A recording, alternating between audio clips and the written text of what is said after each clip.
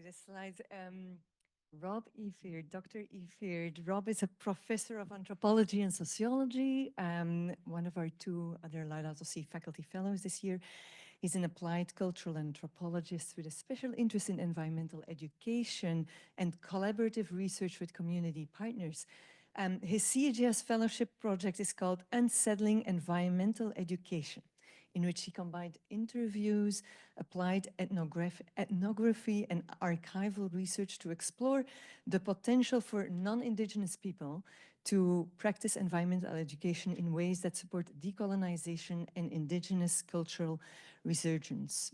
His research is slated to be published very soon, 2025, as invited book chapter in the second edition of Routledge's Handbook of Environmental Anthropology.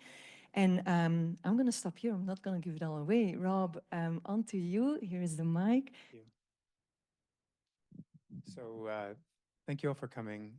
My project also has had a couple name changes along the way. As you can see, the title of the project, the title of the book chapter, which is supported by this fellowship, generously supported by the CEJS fellowship, is All Our Relationships, Settler Translations of Indigenous Relations with Plants. And for a book chapter which begins with a title like All Our Relationships, it's probably fitting that this project actually does begin with a relationship as well.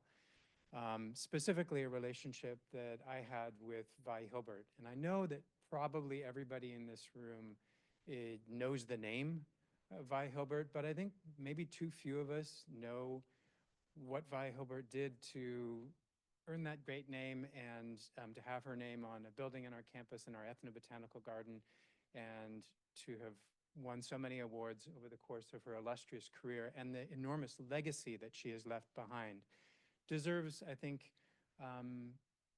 more awareness. And I think one great way to begin, if you're interested in learning more about Vi Hilbert, is this fabulous book by Janet Yoder. Janet was actually here on campus as part of a speaker series organized by our Indigenous Peoples Institute, talking about her book. And if you missed that talk, you can still get a copy of the book. We have it in our library. It's an excellent introduction to Vi Hilbert by somebody who knows her well. My introduction to Vi was really seemingly random, almost too coincidental to be true. I was introduced to her right when I was embarking on creating an ethnobotanical garden on campus, which showcases the relationship between Indigenous peoples of this region and native plants. And I was doing so blithely, naively, dangerously as a non-Indigenous person, but wanting to do well. But fortunately, I met Vi, was introduced to Vi at that very moment, and she helped kind of guide that project to a successful conclusion, or at least a successful beginning. And that's the sign in our garden, the main sign of the garden, which has inscribed on it one of the expressions that Vi gave to us. The earth is our first teacher, which in Lushootseed, the indigenous language of this region, is Zicht Ugusat Tiaswatiuftad. And Vi did so many other things besides giving us this expression, this really memorable and I think thought-provoking expression. But she left me with a question, which has haunted me for the past 20 years, and that is, how should I, as a non-Indigenous person, be representing Indigenous perspectives and experience? And I'll be honest and say it wasn't something that preoccupied me initially. It probably should have. It probably should have dissuaded me from embarking on the project in the first place. But as I said, I sort of naively forged forward, and it only occurred to me later on that I might be doing something really inappropriate or risky, and it stayed with me. The question stayed with me for a very long time. So notice I phrase it as, how should non-Indigenous educators such as myself represent Indigenous perspectives and experience in our classes, or typically in our classes. I'll confine it to, for me, that's what most concerned me. And you notice how I'm not phrasing this as should we. I'm not asking, should we be doing it? And there's a reason for that, not because I think that I do it well or it's unproblematic, but because it's now required by law in Washington State and Oregon State that K through 12 educators include Indigenous perspectives in their teaching. It's also required, it's a graduation requirement for students graduating from high schools in British Columbia. They have to take Indigenous content in order to earn their diploma. So this is no longer an option for non-Indigenous teachers in our school systems up and down, well, in the Pacific Northwest region that I've just mentioned, Washington, Oregon, and British Columbia. So it becomes an imperative that we address the question. It's no longer an option, really, to think about this. And so I've thought about it quite a bit. This is the wording for the Washington State requirements. Our College of Education here at SU is also legally obliged to prepare their teachers, their future teachers, to deliver the state-approved curriculum. And this is Oregon's version, Tribal History, Shared History, which follows Washington's law by about 2 years. So we might ask, if we were to, what I asked when I was thinking about this question, well, what have we been doing beforehand? How have Indigenous people been represented or referenced in K through 12 education or in education before this? And a lot of the time, their approach has been, and I apologize for all the verbiage here, I'm going to go through this quickly. A lot of the time, their approach has been what I would characterize as extractive, basically taking bits and pieces out of it to embellish or sort of was window dressing or to prove a point that settlers had already decided they wanted to make. And so it was decontextualized in most cases in ways which didn't really honor the source of that knowledge. The other thing that, of course, happened or failed to happen was that oftentimes Indigenous perspectives, Indigenous experience was not referenced at all in K through 12 education, specifically or most often after 1900. It's as if Indigenous people suddenly disappeared after 1900. They're just not present in the curriculum in most cases. And this has been researched pretty extensively. This Shear report on the state of K through 12 education talks about that and offers some kind of sobering evidence on it. But it's also it very much dovetails with the project of settler colonialism, which is, you know, if you've read Patrick Wolf or any of these settler colonial scholars, is bent on erasure.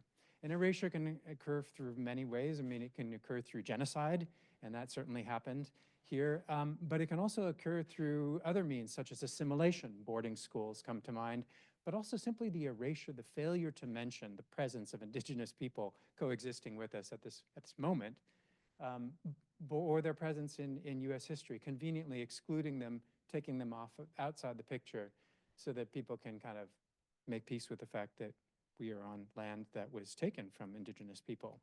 So I decided I did not know enough about this I needed to seek expert advice. And I used this project as a way to seek expert advice from two women who I respect very much, who I met through my work with plants.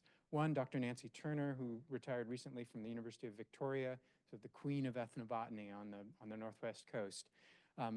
Deeply respected by her First Nations collaborators, and also author of like 30 books or something. This one I reference quite extensively in my research, and I highly recommend it to all of you. It's addressed to a popular audience, and it draws upon her decades of experience with Indigenous peoples to make some recommendations about what might sustainable living look like based upon Indigenous models, which again, I think is a risky proposition, but Nancy pulls it off beautifully. And so I sought her advice out on this question of how to represent Indigenous perspectives. And the second person that I interviewed and looked to for advice is Elise Crone, who's there on the left with her longtime partner, friend, actually Val Segrest is the person's name on the right. She's a Muckleshoot tribal member. She calls Elise her work wife. They have worked together extensively. They've written this book together when they were both at Northwest Indian College up at Lummi near Bellingham. And Elise has written a bunch of books on plants herself. There's tons of, they now work together at Tahoma Peak Solutions, which is a Native women-led consultancy that Val Segrest started with another Native woman. So Elise has worked also for decades with Indigenous people, is widely respected. And I sought these two women's advice for just to help me guide myself, but also to offer something to all of those other non-Indigenous educators who are struggling with the same problem of how do I teach this? And I want to just leave you with two takeaways from what these women told me. First of all, Nancy said, you know, if we want to do this right, first of all, make sure you've done everything that you can first to allow Indigenous people, First Nations people to speak for themselves. And make sure that you create a space for them as much as possible and share what they see as really important. But when you are referencing Indigenous examples, just be super scrupulous about making sure that you're very specific and honor the source. I mean, think about it as like plagiarism and academic dishonesty. you don't go quoting a story, you don't go appropriating somebody else's words or perspectives without crediting the source, right? That's just not, that's a breach of academic integrity. It's plagiarism. So don't do that. Make sure that you are specific and you credit the source of your knowledge. The other thing, this is the most powerful story really that came out of the entire project that I have to share with you. Elise mentioned a time that she was doing a training on the curriculum that she has created to teach Indigenous knowledge through plants. She was doing a training and a Suquamish tribal member was there, and she was speaking to all of the teachers. And she said, you know, yeah, it would be great if we had Indigenous educators who could come to the schools and be paid appropriately for their time and to introduce Indigenous experience and perspectives from this perspective of an Indigenous person. But that's not viable. That's not likely to happen. We don't have the resources to do that. There are not enough people. So you need to do this work. And if you're saying that you don't know enough, you're not Indigenous, so don't have the credentials to do that, if you're not teaching this, you're contributing to our erasure. And I thought that was a really powerful, and Elise also thought it was a really powerful quote, and which why she related it to me.